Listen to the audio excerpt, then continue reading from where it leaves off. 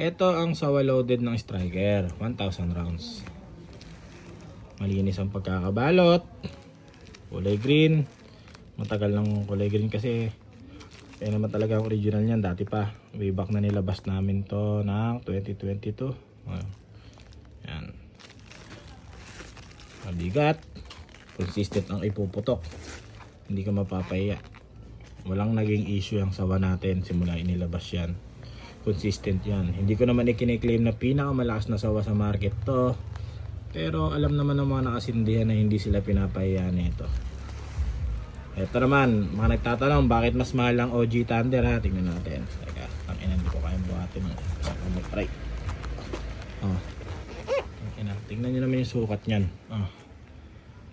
Kaya mas mahal to. Malaki yan eh. Malaki. Parehas 1,000 rounds yan ha. Yan na natin ng konti rotate. Parehas 1,000 rounds yan. Kung gusto nyo sobrang bida-bida kayo sa lugar nyo, ito panapat ko sa lahat ng sawa to. Pero ito hindi na magpapaulit to. Ulit din to syempre. Ito yung mga nasa market ng mga sawa. Ganito talaga yung mga sukat. Ito kasi ang demonyo na to eh. Ang mga siraulo na bumibili.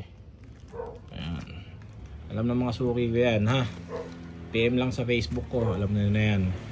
Pero sa ngayon is anong date mo ngayon? September na eh. 20 plus.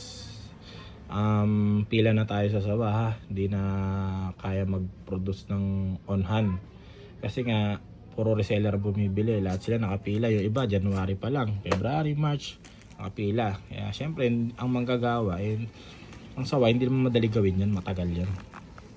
Tsaka mabusisi. Hindi man tayo nagmamadali sa sawa. Kung ano lang hindi ko pinipilit i-produce na napakarami. Kasi mahirap yung mass produce. Mahirap baka doon magka-aberya. Kung ano lang yung kayang gawin, ayun lang tayo. Hindi natin pinipilit kumita ng malaki, mas mag-produce ng malaki. Importante sa atin yung quality. Ma-maintain.